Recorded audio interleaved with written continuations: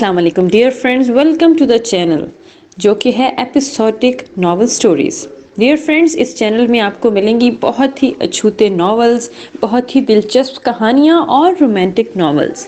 سو ہمارے ساتھ رہیے، اور اس سے پہلے کہ ہم اپنی کہانی کا آغاز کریں، اس چینل کو لائک کر دیں، اس چینل کو سبسکرائب کر کے بیل کا آئیکن ضرور پریس کر دیجیے گا تاکہ ہمارے چینل سے آنے والے ہر نیو نوٹیفیکیشن کی خبر سب سے پہلے آپ کو ملے۔ ناول کا نام ہے عزت، اور اس کی قسط نمبر ہے 11۔ کیا کر رہی تھیں آپ میرے کمرے میں؟ اس نے اپنی رعبدار آواز میں پوچھا اور ہاتھ میں پکڑا تولیہ بیڈ پر اچھال کر چلتا ہوا صوفے پر جا کر بیٹھ گیا۔ پری کو اس کی کافی آواز جانی پہچانی لگ رہی تھی۔ یہ آواز میں نے کہیں سنی ہے۔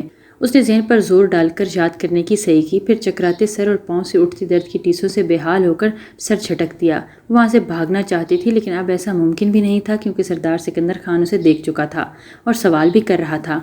میں نے کچھ پوچھا ہے آپ سے مس؟ اس نے مس پر زور ڈالتے ہوئے ایک چٹتی نگاہ اس پر ڈالی اور اپنا سیل اٹھا کر کال لاگ چیک کرنے لگا۔ شاور لینے کے بعد بھی اس کی آنکھیں سرخ اور سر دکھ رہا تھا، لیکن وہ اس کے جواب کا منتظر تھا۔ جبکہ اس کے منہ سے لفظ مس سنتے ہی عزت کے ذہن میں زوردار قسم کا جھمکا ہوا۔ اسے یاد آ گیا کہ وہ ایک جھٹکے سے پیچھے مڑی، لیکن سامنے ہی مسٹر اجنبی کو سردار سکندر خان کے روپ میں صوفے پر بڑی شان سے براجمان دیکھ کر اس کا پورا وجود زلزلوں کی زد میں آ گیا تھا۔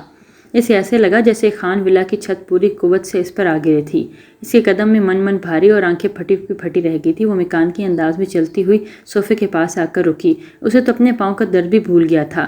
لگتا ہے میری بولتے ہوئے جیسے ہی اس نے موبائل سے نظریں ہٹا کر اس کی طرف دیکھا، الفاظ اس کے منہ میں ہی دم توڑ گئے تھے، کیونکہ سامنے پری کھڑی تھی۔ اس کو عزت شاہ نواز کے روپ میں دیکھ کر صحیح معنوں میں سردار سکندر خان کو بہت بڑا دھچکا لگا تھا۔ یکدم ہی اسے اپنا سر گھومتا ہوا محسوس ہوا تھا۔ وہ ایک جھٹکے سے اٹھ کر کھڑا ہوا اور اس کے ذہن میں جھکڑ چل رہے تھے۔ عزت، پری، پری، عزت، دونوں ایک ہی انسان ہیں؟ مطلب قاتل کی بہن پری؟ وہ خود سے ہڑبڑایا، لیکن پری پھٹی پھٹی آنکھوں سے بے یقینی کو اس کو لیے تکے جا رہی تھی۔ وہ کچھ نہیں بولی تھی کیونکہ اسے ہوش ہی نہیں تھا۔ ملکوں کی لڑکی لینی ہے خون بہا میں، کوئی بہت دھیرے سے اس کے کان کے پاس بولا۔ ملک کے بعد تڑپے گا بہن کو خون بہا میں دے کر۔ آغا جان کی آواز اس کے کانوں میں گونجی، کیا آپ کو عزت شاہ نواز سے اپنا نکاح قبول ہے؟ اب کے مولوی صاحب کی آواز اس کے کانوں سے ٹکرائی۔ مختلف قسم کی آوازیں آپس میں گڈ مڈ ہو کر اس کے دماغ میں زور زور سے گونجنے لگی تھیں۔ وہ اپنے اندر کے بڑھتے شور سے تنگ آ کر دونوں ہاتھوں سے بال نوچتا پوری قوت سے چلایا، پلیز چلے جائیں آپ یہاں سے، اور پھر چکراتے سر کو سنبھالتے بیڈ پر ڈھہ گیا تھا۔ لیکن اس کا دل و دماغ کسی صورت بھی یہ بات ماننے کو تیار نہیں تھا کہ ونی میں آنے والی عزت شاہ نواز ہی اس کی پری تھی اور ملک کے بعد کی بہن تھی۔ قسمت نے کتنا عجب کھیل کھیلا تھا اس کے ساتھ، جسے وہ سمجھ ہی نہیں پایا۔ کیوں جاؤں میں یہاں سے؟ شاید آپ بھول رہے ہیں مسٹر اجنبی، خون بہا میں آپ مجھے اپنی مرضی سے لے کر آئے ہیں۔ بہت شوق تھا آپ کو مجھ سے بدلہ لینے کا، تو پھر میں اب کیوں جاؤں یہاں سے، آپ بتائیں۔ سکندر خان کے زور سے چلانے پر عزت کے وجود میں بھی جنبش ہوئی اور چکراتے سر کو سنبھالتی دکھتے پاؤں کا بمشکل گھسیٹتی ہوئی کمرے کے بیچوں بیچ کھڑی سپاٹ لہجے میں بولی، آپ یہاں سے چلی جائیں تو زیادہ بہتر ہوگا۔ اس نے پری کی بات سن کر ایک جھٹکے سے سر اٹھا کر ناگواری سے کہا اور پھر چکراتے سر کو دونوں ہاتھوں میں گرا لیا۔ لیکن کیوں مسٹر خان، کیوں جاؤں میں یہاں سے؟ وہ بھی حلق کے بل چلاتی وہ اس کے وقت اپنے ہوش و حواس میں نہیں لگ رہی تھی۔ کیونکہ میں آپ سے کوئی بات نہیں کرنا چاہتا فی الحال، اس سے پہلے کہ میرا بھی صبر کا پیمانہ لبریز اور میں آپ کی پری ہونے کا اور پچھلی 2-3 ملاقاتوں کا لحاظ بھول کر کچھ غلط کر بیٹھوں۔ آپ چلے جائیں یہاں سے۔ اب کس نے صاف گوئی سے جواب دیا اور اس وقت پری سے بات کرنے کی پوزیشن میں نہیں تھا، کیونکہ اس کا دل و دماغ یہ حقیقت ماننے کو تیار ہی نہیں تھا کہ پری ہی عزت تھی۔ اس کے ذہن پر بھی عجب غریب سوالات اور خیالات حاوی ہو رہے تھے۔ اس نے اس پری کو وہاں جانے کا بولا تھا، لیکن وہ ضدی بن کر وہیں جمی ہوئی تھی۔ لیکن میں آپ سے بات کرنا چاہتی ہوں اور آپ کو بتانا چاہتی ہوں کہ پری نہیں عزت ہوں، اور عزت بھی وہ جو اس حویلی کی معمولی سی نوکرانیوں سے بھی کم ہے۔ اور یاد آیا، نوکرانی بھی نہیں، کیونکہ اس حویلی میں تو نوکروں کی بھی کافی عزت ہے، لیکن میری تو نہ عزت ہے یہاں اور نہ کوئی حیثیت۔ جانوروں سے بھی بدتر اس حویلی میں لوگوں کو ساتھ میرا رویہ ہے۔ لوگ جو مجھ سے برداشت کرواتے ہیں، مجھ سے جس کا دل چاہتا ہے مجھے ذلیل کرتا ہے، جس کا دل چاہتا ہے وہ جلا دیتا ہے، صرف اس لیے کہ میں قاتل کی بہن ہوں۔ اب میرا انسان ہونا کوئی معنی نہیں رکھتا۔ ویسے آپ نے مجھ سے نکاح کیوں کیا تھا مسٹر خان؟ میرے بھائی سے بدلہ لیتے تو مجھے رکھیل بنا کر بھی تو رکھ سکتے تھے۔ پھر یہ نکاح والی بات مجھے سمجھ میں نہیں آئی۔ وہ تمسخرانہ انداز میں ہنستے ہوئے یکدم ہی پھٹ پڑی، اور پھر کچھ بھی اس کے منہ میں آتا گیا وہ بغیر رکے بولتی گئی، shut up, just shut up, shut up and get lost from my hair. بہت سن لی میں نے آپ کی بکواس، اب میں خاموشی سے سن رہا ہوں، تو اس کا یہ مطلب نہیں کہ میں فضول بکواس کرتی چلی جاؤں گی۔ تم خود پر بمشکل ضبط کی اس کے سنتے سکندر خان کے صبر کا پیمانہ اس کے منہ سے لفظ رکھیل سن کر اچانک ہی لبریز ہوا اور پھر آنکھوں سے خون اتر آیا۔ وہ یکدم ہی غصے سے دھاڑتا اپنی جگہ سے اٹھا اور کچھ فاصلے پر پڑا کرسٹل کا گلدان اٹھا کر زور سے فرش پر دے مارا اور پھر اپنے آپ کو کنٹرول کرنے کے لیے دوسرے ہاتھوں سے سر تھامتا رخ دوسری طرف موڑ گیا۔ کمرے میں ہر طرف کانچ بکھرے ہوئے تھے جس سے اس کو کوئی فرق نہیں پڑ رہا تھا کیونکہ وہ تو چیزیں توڑ کر اپنا غصہ نکال چکا تھا۔ لیکن میں کہیں نہیں جاؤں گی یہاں سے جب تک میں اپنے بھیا کو گناہ ثابت نہیں کر لیتی کہ وہ بے گناہ ہے، اور وہ بے گناہ ہے۔ سکندر خان کو تو غصے میں چیزیں توڑتے دیکھ کر وہ خائف ہو کر آنکھیں نیچ کر بولی اور پھر تیزی سے پیچھے ہٹی۔ اچانک اس کا پاؤں زور سے مڑا اور پاس پڑا بڑا سا کانچ اس میں چپ گیا۔ درد کی ایک شدید لہر اس کے پورے وجود میں سرایت کر گئی اور پھر وہ چاہ کر بھی اپنے پاؤں پر کھڑی نہ رہ پائی اور منہ کے بل فرش پر گر گئی۔ فرش پر گرتے ہی وہاں بکھرے کانچ اس کے ہاتھوں ہتھیلیوں کے ساتھ ساتھ ماتھے پر بھی چپ گئے تھے۔ ہاتھوں پاؤں اور جسم سے اٹھتی درد کی ٹیسوں کو وہ مشکل دباتی وہ کراہ رہی تھی۔ امی آپ کی بیٹی بہت تکلیف میں ہے، آ جائیں پلیز۔ اور پھر اس کے حواس کام کرنا چھوڑ گئے تھے۔ قاتل ہے تمہارا بھائی، وہ غصے سے کہتا پیچھے مڑا لیکن سامنے اسے فرش پر منہ کے بل گرے دیکھ کر الفاظ کے منہ میں رہ گئے اور لب بھینچ کر تیزی سے چلتا ہوا اس کی طرف گیا۔ پری؟ جیسے اس نے پری کو سیدھا کیا اس کے ماتھے پر چبھے ہوئے والے کانچ سے خون بہہ رہا تھا۔ اس کو اپنی بے حسی پر افسوس ہوا، وہ پری کو کوئی تکلیف نہیں دینا چاہتا تھا اس لیے اپنے غصے پر کنٹرول کر کے اس نے پری کو وہاں سے جانے کا بول دیا تھا، لیکن وہ بضد تھی اس سے بات کرنے کے لیے اور نہ چاہتے ہوئے بھی اس کے دکھ کی وجہ سے بن ہی گیا وہ۔ پری آنکھیں کھولو، میری طرف دیکھو۔ اس نے پری کو پکارا لیکن وہ نیم بے ہوشی پڑی تھی۔ اس نے جلدی سے اسے اٹھایا اور بیڈ پر جا لٹایا اور اس کا جائزہ لیا۔ یہ پری اس پری سے بہت مختلف تھی جسے کچھ ماہ پہلے وہ ملا تھا اور اس کے ہاتھوں اور پاؤں پر لگے کانچوں سے وہ ابھی بھی ملائم تھا کیونکہ اس کی نظر پر پری کے چہرے اور ماتھے پر لگے زخم پر تھی جسے دیکھ کر اسے کچھ سمجھ میں نہیں آ رہا تھا کہ وہ کیا کرے۔ پھر کچھ سوچتے اس نے جلدی سے سیل اٹھا کر آبینہ کو کال ملائی اور اس نے فوراً ہی اٹینڈ کر لی۔ جی لالا جاگ رہی ہوں، خیریت تو ہے؟ اس نے پریشانی سے پوچھا۔ جی گڑیا آپ میرے کمرے میں آئیں، اس نے کہہ کر کال بند کر دی۔ ٹھیک 5 منٹ میں وہ اس کے کمرے میں پہنچ چکی تھی۔ کمرے میں جا بجا بکھرے کانچ، فرش پر پڑی عزت کی چادر اور ساتھ پڑے خون کو دیکھ کر اس عزت کی حالت کا پتہ لگ گیا تھا۔ اس نے ایک نظر لب بھینچ کر کھڑے سکندر لالا پر ڈالی اور پھر بیڈ کی طرف دیکھا جہاں عزت بے حس و حرکت پڑی تھی۔ وہ تیزی سے اس کی طرف بڑھی لیکن پھر اس کی ایسی حالت دیکھ کر آبینہ کی آنکھوں میں سے بھی آنسو بہنے لگے تھے۔ اس نے جلدی سے اٹھ کر وارڈروب سے فرسٹ ایڈ باکس نکالا اور پھر اس میں سے روئی نکال کر پری کے ماتھے سے بہتا خون صاف کرنے لگی۔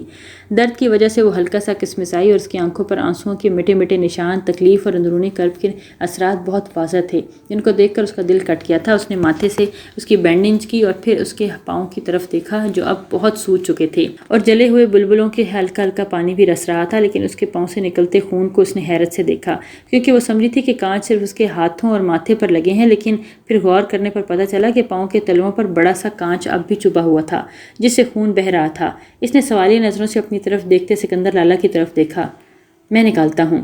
وہ اس کی نظروں کا مفہوم سمجھ کر آگے بڑھا اور پھر اس کے پاؤں کا جائزہ لیا، لیکن اس سے پہلے جلے پاؤں دیکھ کر اس کے لب بھینچ کے اس نے بغیر کچھ بولے کانچ کی طرف ہاتھ بڑھایا۔ لالا جان پلیز آہستہ سے نکالیے گا، وہ پہلے ہی بہت تکلیف میں ہے۔ اسے پاؤں کی طرف ہاتھ بڑھاتا دیکھ کر آبینہ جلدی سے بولی اور اس کے لہجے میں پری کے لیے اتنا پیار دیکھ کر وہ حیران نہیں ہوا تھا کیونکہ وہ تھی ہی ایسی، کسی کو بھی اپنا گرویدہ بنا سکتی تھی، لیکن اس کی قسمت میں شاید اب ایسے ہی رونا تھا۔ اس نے جیسے ہی کانچ کھینچا، درد کی شدت سے عزت نے بھی پاؤں کھینچا تھا۔ اس کے منہ سے امی بہت درد ہو رہا ہے نکلا اور پھر اس کی طرف خاموشی چھا گئی۔ آبینہ نے بھائی کی طرف دیکھا لیکن وہ نظریں چرا کے اس نے عزت کے ہاتھوں اور پاؤں پر زخموں والی ٹیوب لگا کر پاؤں پر بینڈیج کی، لیکن نیچے سے اس کی چادر اٹھا کر اس کے اوپر پاس رکھی تھی۔ اس کے اوپر کمبل اوڑھا اور سکندر خان کی طرف مڑی۔ لالا جان کیا میں اب جاؤں؟ اس نے جانے کا پوچھا۔ اس نے ایک بار پھر سکندر خان سے نہیں پوچھا تھا اور یہ سب کیسے ہوا تھا، لیکن وہ اچھے سے جانتا تھا کہ اس کے اندر یہ سوالات تھے، وہ اس کے ڈر کی وجہ سے کچھ پوچھ نہیں رہی تھی۔ ہاں پاؤں کیسے جلا پری کا؟ وہ جو اس کی بری طرح جلے ہوئے پاؤں پر نظریں کڑائے بیٹھا تھا چونک کر بولا اور اسے عزت کہنے کی بجائے پری کہہ ڈالا۔ آبینہ نے حیرت سے اس کی طرف دیکھا۔ کون پری؟ میرا مطلب عزت کا پاؤں کیسے جلا؟ اس نے جلدی سے عزت کا نام لیا جیسے اسے کانچ کسی مرہون منت سے چبھا ہو۔ بالکل ویسے ہی اس کا پاؤں بھی جل گیا۔ اس نے تلخی سے کہا، لیکن یہ سب جو بھی ہوا میں نے جان بوجھ کر نہیں کیا۔ اس نے کبھی کسی کو صفائی نہیں دی تھی، لیکن پتہ نہیں کیوں اسے بتا رہا تھا۔ یہ تو دیکھ کر ہی پتہ لگے گا، ویسے مجھے آپ سے امید نہیں تھی لالا۔ اس نے تعصب سے سامنے کھڑے بڑے بھائی کو دیکھا۔ جو پوچھ رہا ہوں وہ بتاؤ۔ لیزا آپی کی وجہ سے جلا ہے پری کا پاؤں، آبی نے دھیرے سے بتایا۔ جیسے ہی سنتے اس کے ماتھے پر بل پڑ گیا اور پھر وہ وہاں نہ رکھا اور غصے سے باہر نکل گیا۔ اس نے بھی بختو یا شانوں کو بلانے کے بجائے خاموشی سے کمرے میں بکھرے کانچ وغیرہ کو صاف کیا اور پھر بڑی مشکل سے عزت کو جوس کا گلاس پلا کر اسے پین کلر کھلا کر اپنے کمرے میں چلی گئی۔ رات کافی ڈھل چکی تھی لیکن وہ کب سے وسیع و عریض لان کے بیچوں بیچ رکھی کرسیوں میں سے ایک پر سوچوں میں غرق بیٹھا تھا۔ نیند اس کی آنکھوں سے کوسوں دور تھی، دل و دماغ میں عجیب سی کشمکش کا شکار تھے۔ زید خان کے جانے کا غم، پری کا عزت کے روپ میں سامنے آنا، ان سب سے اس کو ذہنی طور پر جھنجھلا کر رکھ دیا تھا۔ اس نے تو کبھی سوچا بھی نہیں تھا کہ قسمت ان کو ایسے ملائے گی۔ شاید یہ بھی قسمت کا ایک کھیل تھا ان کو ملانے کے لیے، لیکن اس نے تو پری سے ایسے حالات میں ملنے کا کبھی سوچا بھی نہیں تھا۔ اب ایک طرف اس کا جان سے پیارا بھائی جس سے دوری اس نے دنیا اجاڑ کر رکھتی تھی، تو دوسری طرف پری جس کے ساتھ رہنے کے اس نے خواب دیکھنے شروع کر دیے تھے۔ لیکن اب وہ ملک عباد کی بہن عزت تھی جس کے خون کا وہ پیاسا ہو چکا تھا، اور اب جس کو اس کے انجام تک پہنچا کر ہی دم لینا تھا اس نے۔ ایسے کیوں ہوا میرے ساتھ؟ جانے کس جرم کی سزا مل رہی ہے مجھے؟ یہ سب سوچ سوچ کر اس کا دماغ تو جیسے شل ہو گیا تھا۔ اوپر سے پری کی یہ حالت، اس کا جنونی پن، اس کے زخم اور نہ چاہتے ہوئے بھی اس کے زخموں کی وجہ بنا۔ وہ پری کو ملک عباد کی بہن کے روپ میں دیکھ کر بھی اپنی ہوش و آواز قائم رکھا تھا، کیونکہ وہ اس پیار کرنے لگا تھا۔ اسے ایسے حالات میں نہ ہوتے تو وہ کب اس سے ملنا چاہتا تھا۔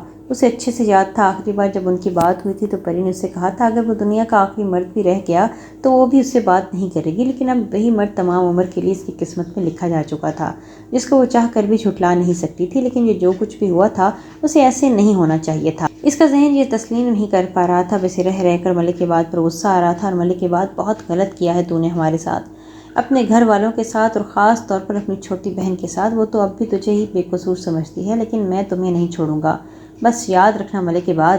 یکدم ہی اس کی آنکھوں میں خون اترا تھا اور وہ غصے سے کہتا زور کرسی سے پیچھے دھکیل کر اٹھا اور کمرے میں گیا جہاں سامنے ہی وہ بیڈ پر بے حس و حرکت لیٹی تھی۔ وہ آہستہ سے چلتا وہ اس کے پاس آیا اور پھر اس کے پاس ہاتھوں کو پکڑ کر آہستہ آہستہ بولنے لگا، آئی ایم سوری پری، میں نہیں جانتا تھا کہ آپ ملک عباد کی بہن عزت ہیں۔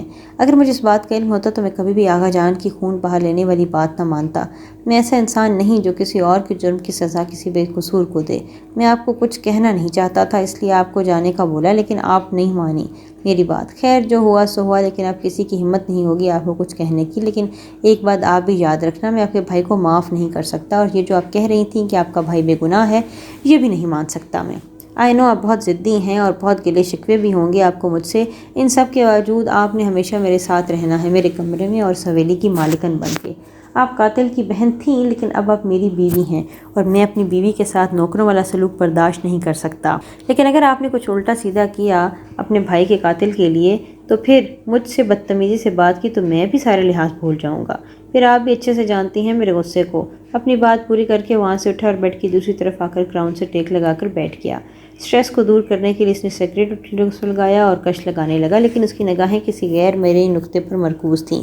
کیا ہونے والا تھا اس کے اگلے فیصلے کا انجام، اور گھر والوں کا کیا ری ایکشن ہونا تھا، یہ تو اس نے سوچا ہی نہیں تھا۔ لیکن جو کچھ وہ سوچ چکا تھا اس نے وہ کرنا ہی تھا، چاہے اس کے لیے اسے جو بھی کرنا پڑتا۔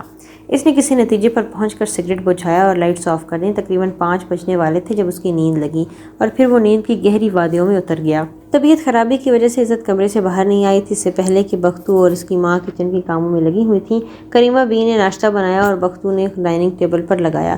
تبھی سردار بیگم اور ساتھ ہی علیزے آبگینی اور زرمینی اور شبینہ بھی ڈائننگ ہال میں آ گئی تھیں۔ علیزے نے ایک تائرانہ نگاہ ڈائننگ ہال کی خاموش فضا پر ڈالی اور پھر اچانک ہی جوس کا جگ کا ٹیبل پر رکھ کر کچن کی طرف بختو سے پوچھا، بختو تم اکیلی کام کیوں کر رہی ہو؟ آج وہ دوسری لڑکی کدھر ہے جو پہلے ہوتی ہے تمہارے ساتھ؟ اس کے بے تک کے سوال پر آبی اور زری کے ساتھ سردار بیگم نے بھی چونک کر اس کی طرف دیکھا، لیکن وہ ان کی نظروں کی پرواہ کیے بنا بختو کو دیکھنے لگی۔ حالانکہ وہ اچھے سے جانتی تھی پھر بھی جان بوجھ کر پوچھ رہی تھی۔ اصل میں وہ یہ جاننا چاہتی تھی کہ سکندر خان کے آنے کے بعد رات کو عزت کہاں سوئی تھی، کیونکہ جس کمرے میں وہ رہ رہی تھی وہ سکندر خان کا تھا اور اب وہ حویلی آ چکا تھا۔ لیزا بی بی ان کی طبیعت نہیں ٹھیک، وہ کمرے میں ہیں، اس نے جان چھڑانے والے انداز میں کہا اور آگے بڑھ گئی۔ کیوں، کیا ہوا اس کو؟ اس نے جان بنتے ہوئے بھویں سکیڑ کر ناگواری سے پوچھا۔ آپ ہی آپ اچھے سے جانتی ہیں اس کو کیا ہوا